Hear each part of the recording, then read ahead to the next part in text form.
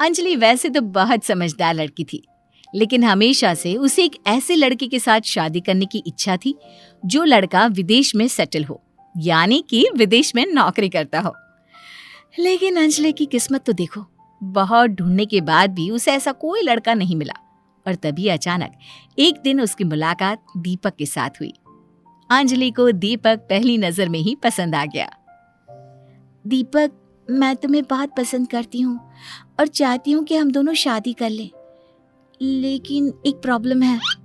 कैसी प्रॉब्लम? तुम मुझे बहुत अच्छी लगती हो, मैं तुम्हें पसंद हूँ, तो फिर प्रॉब्लम कैसी?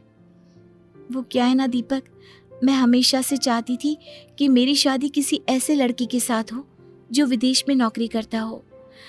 मेरा बचपन का सपना है ना, बस इसलिए। बस इतनी सी बात? तुम बिना बेकार में ही परेशान हो रही हो। अगर ऐसा है तो ठीक है, कुछ दिनों की बात है। वैसे भी सॉफ्टवेयर इंडस्ट्री में हूं मैं, विदेश के लिए अप्लाई कर दूंगा और शादी के बाद हम विदेश में सेटल हो जाएंगे। क्या सच में ऐसा हो सकता है?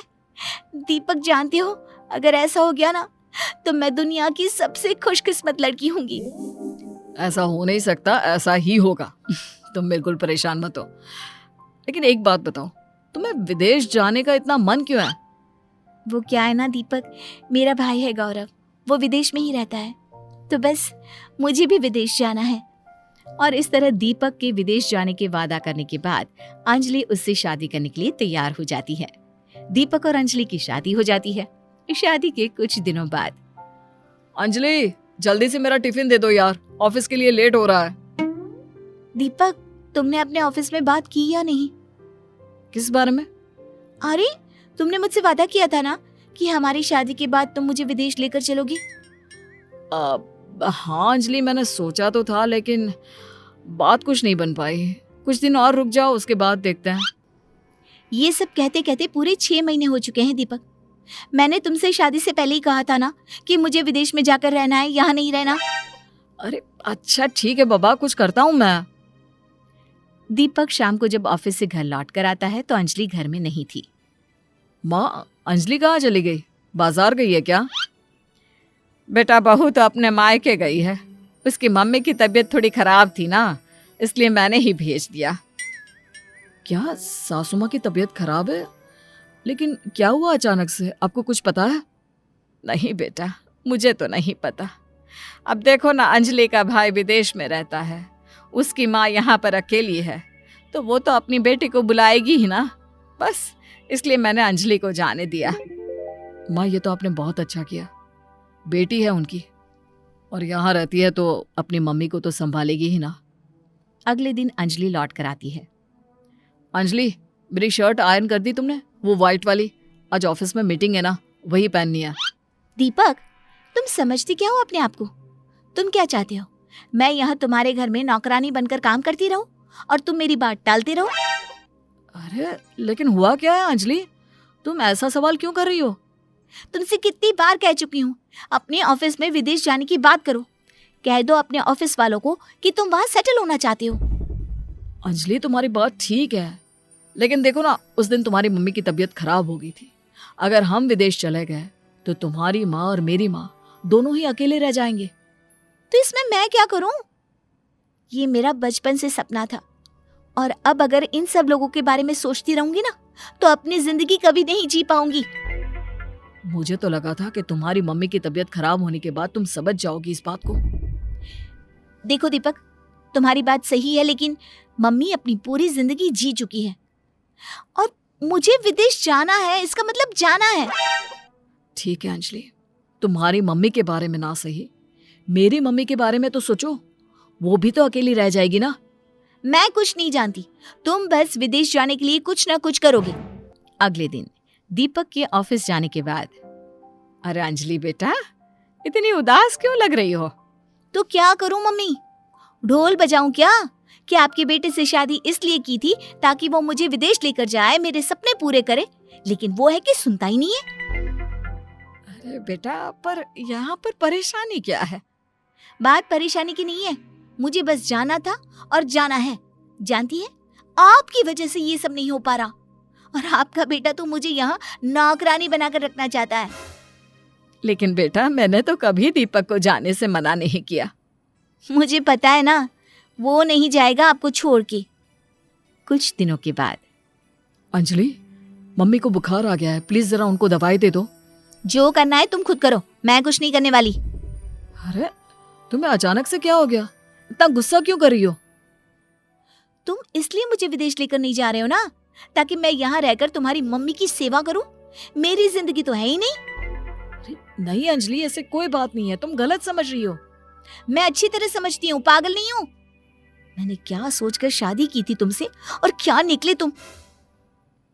और इस तरह अंजलि ने दीपक की माँ का ध्यान रखना पूरी तरह से बंद कर दिया था।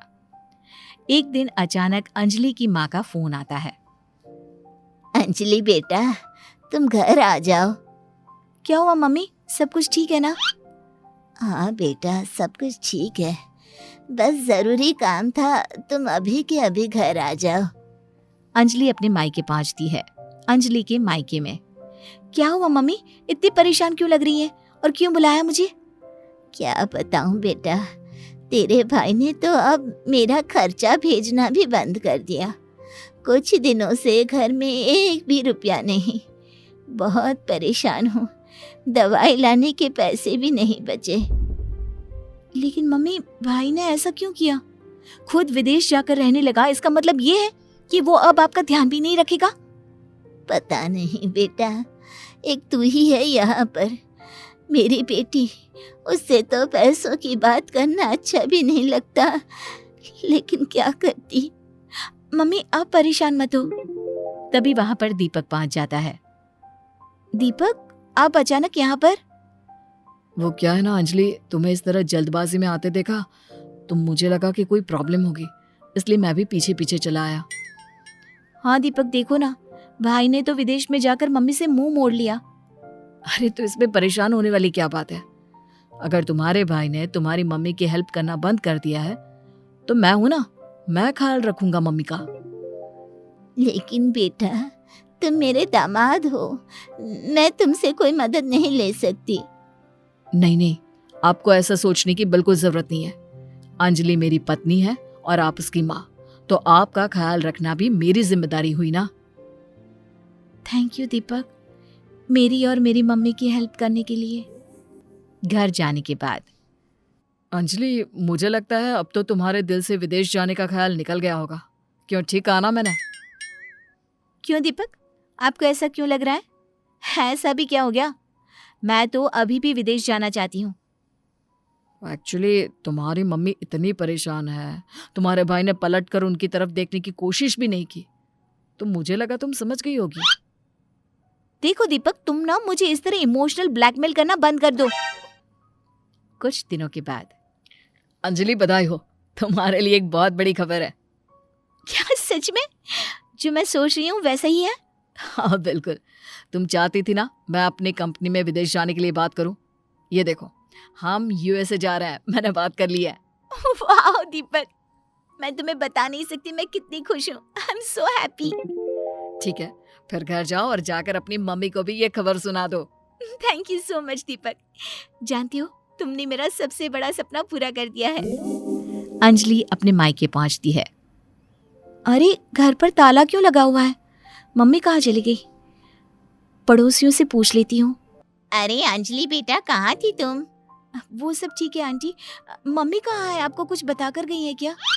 क्या बताएगी तुम्हारी मम्मी? जानती हूँ तुम्हारे भाई ने क्या किया। क्या किया मतलब? कुछ हुआ है क्या आंटी? साफ साफ बताइए। अरे तेरे भाई ने ये घर रातों रात बेच दिया और तेरी माँ को इस घर से निकाल दिया। कहता है उसको विदेश में घर खरीदना है इसलिए। ये आप क्या कह रही हैं? लेकिन मम्मी ने तो मुझे ऐसा कुछ बताया ही नहीं। कैसे बताती? बेटी के सामने हाथ फैलाना उनको बिल्कुल बर्दाश्त नहीं था। लेकिन आंटी, अब मम्मी कहाँ है? प्लीज मुझे बताइए। वो तो वृद्धाश्रम चली गई है बेटा। अंजलि अपनी माँ को वृद्धाश्रम से लेकर अपने ससुराल पहुंचती है। अरे क्या हुआ अंजलि? और मम्मी जी, आपकी तबीयत ठीक है ना? दीपक, मुझे माफ कर दो, लेकिन अब हम विदेश नहीं जाएंगे। क्या हुआ बेटा? कब से तुम विदेश जाने का सपना लेकर बैठी थी? और अब जो पूरा होने जा रहा है तो मना कर रही हो। नहीं मम्मी, मुझे विदेश नहीं जाना। अरे लेकिन हुआ क्या, मुझे भी बताओगी? मेरी माँ की हालत देखो। मेरे भाई ने जरा से पैसों के चक्कर में, विदेश में घर खरीदने के चक्कर में माँ को घर से निकालकर वृद्धाश्रम पहुंचा दिया। मैं ऐसा तुम्हारी माँ के साथ नहीं कर सकती। मैं उतनी बुरी नहीं हूँ। मैं जानता हूँ अंजलि, तुम उस तरह की लड़की नहीं हो। तुम तो बस एक बार विदेश जाना चाहती थी और इसलिए मैंने ये सब किया, ऑफिस में बात करके विदेश का ऑप्शन लिया। लेकिन अब नहीं। ये सब देखने के बाद मैं कभी तुम्हारी और अपनी माँ को छोड़कर नहीं जाऊंगी। मेरी माँ की बाकी की जिंदगी वृद्धाश्रम में कैसे गुजरेगी जब मैं हूं यहाँ पर? उसकी जरूरत भी नहीं पड़ेगी।